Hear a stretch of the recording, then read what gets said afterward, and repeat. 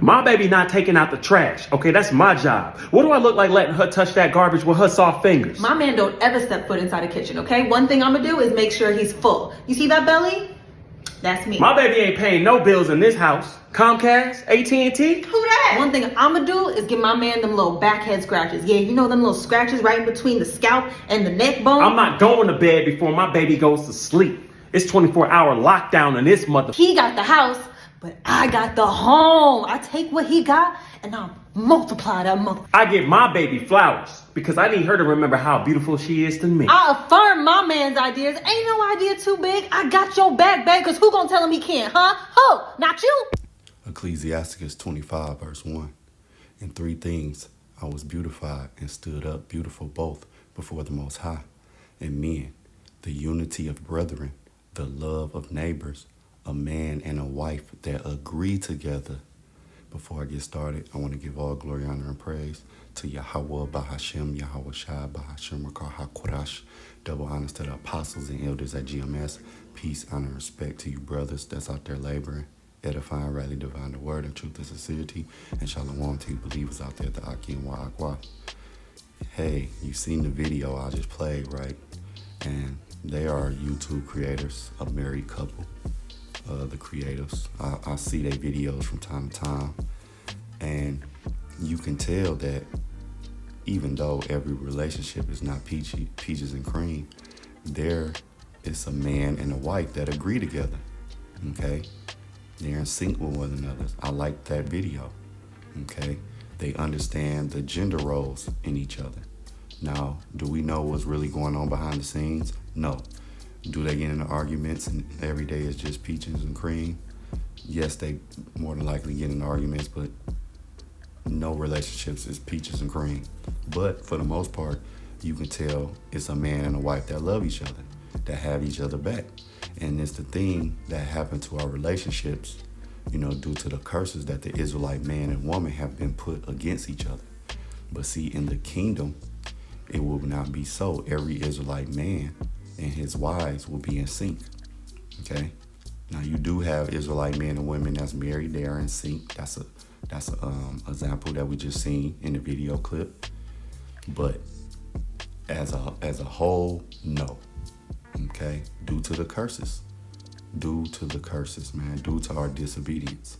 So let me read this again. Ecclesiasticus 25, verse 1. In three things I was beautified and stood up beautiful, both before the Most High and men, the unity of brethren, which we will get back to the fullest in the kingdom, the love of neighbors, which will return when the curses is broke, a man and a wife that agree together, right? That's a beautiful thing.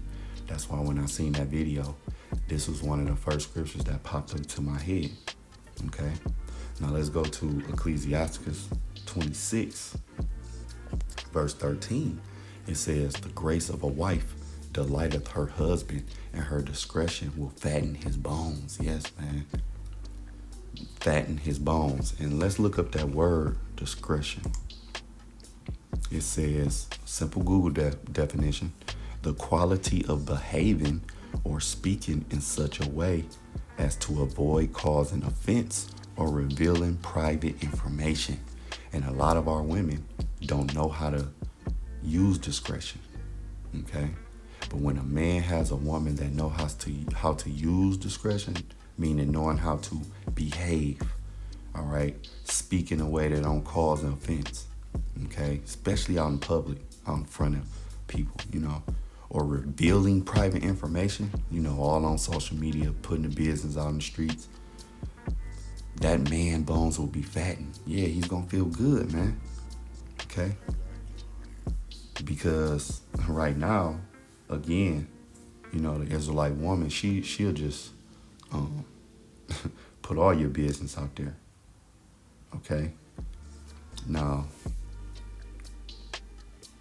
let's stay in Ecclesiastes 26, verse 14. It says, a silent and loving woman is a gift of the Lord, and there is nothing so much worth a mind well instructed. Yes, a silent and loving woman. Does that mean you're gonna just be a mute? No. But again, using discretion. All right. Knowing when to withhold private information, when to hold them, when not to speak, all right, and when to speak. Okay, a loving woman. This is all the things. Verse 14 through 16 is going to be how a man bones will be fattened. Okay, not stressed out, feeling good. Okay, and then in turn, he gonna treat his wife even better, man. He gonna get, because men really do like to spoil their wives. As a man, you your wife, you want to give her the finer things in life. There's nothing wrong with that. Okay, you want to be able to provide and protect. It's in our DNA. Okay, but if you have that nagging woman, that woman who don't know how to act, she's very rebellious, man, you're not gonna want her around if you're a real man of peace. For the most part, men just want peace, man. And if that man ain't getting no peace, he could become a lion in his household, which the scriptures tell us not to do. But, that man might sense he's not getting the respect and the love, or the respect at least, and being taken care of, then he will become angry, man. All right?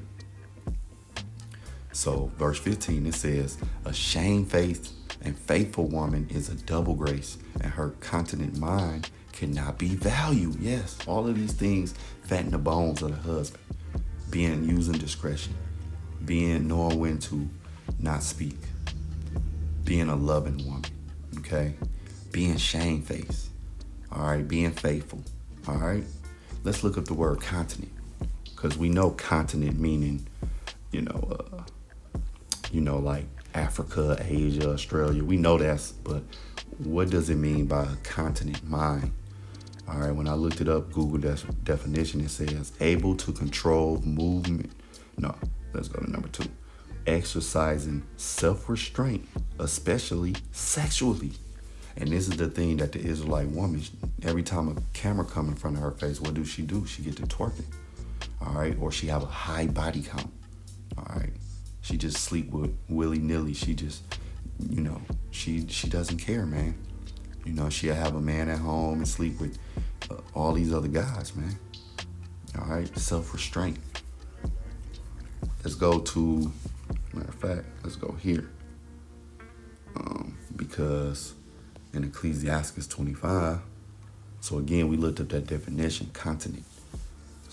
All right, it says exercising self-restraint, especially sexually. All right, because when you go to Ecclesiastes 25, all right, in verse 13, what do it say? It says, give me any plague but the plague of the heart, and any wickedness but the wickedness of a woman. Yes, give me any plague but the plague of a heart. So many men have been heartbroken from women. Because why? They don't use self-restraint, especially sexually. All right. This is one thing that make a man most mad, because men, we're very territorial. We like, this is mine. All right. So when somebody, step on your territory, okay, you got a woman that's out there, that man, a lot of men can't deal with that, man. It drive a man to madness. Let's get that verse in the GNT. It says, Ecclesiastes 25:13 GNT. No wound is as serious as wounded love. No troubles are as serious as the troubles that women cause. See? So it's no wound like the wound of love, man. When you have had your heart broken. All right. Most of us adults, we know what that means. We know what that feel like, and that's something, you can't go to the doctor and take a pill. No, it's gonna take time. Let's jump down to verse 17. Staying in Ecclesiastes 25, it says, the wickedness of a woman changes her face and darkeneth her countenance like sackcloth. Her husband shall sit among his neighbors, and when he heareth it, let me read it again, verse 18. Her husband shall sit among his neighbors, and when he heareth it, shall sigh bitterly. Yes, stressed out, man. All right, stressed out. Okay, that's why a loving woman, what did it say in Ecclesiastes 26? It said what? The grace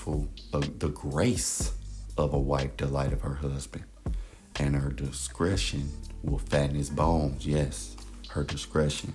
Okay, knowing how to behave, knowing how to not cause offense, knowing how to not stress that man out. Now in Ecclesiastes 25, all right, we had got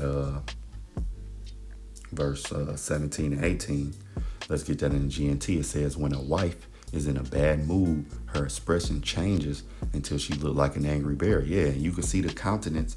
A lot of these women, they could be a beautiful woman, but have a dark countenance. You could tell that woman is very wicked, man. All right, even if she's very beautiful, you can just tell her aura. Okay.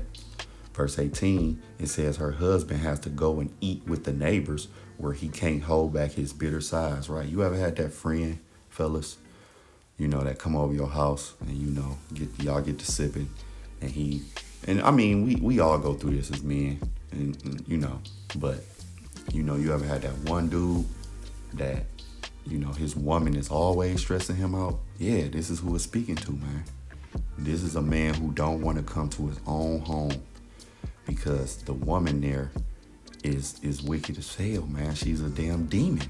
So when he get off work, he might sit in the driveway for an hour or so, chug some brews, or get him a little bottle, cause he gotta cope with the pain of what he gotta deal with when he go in that house. Okay, and man, that's a bad thing.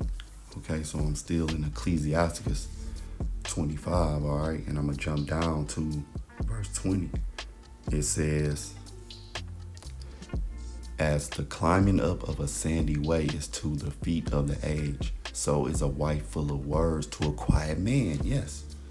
That's why, in 26 it said, a silent and loving woman is a gift of the Lord. See, a silent and loving woman is nothing better than a silent and loving woman.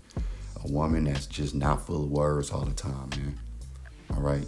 She know when you come in the house, you had a day at work or wherever. She's not just always nagging all in your ear. All right.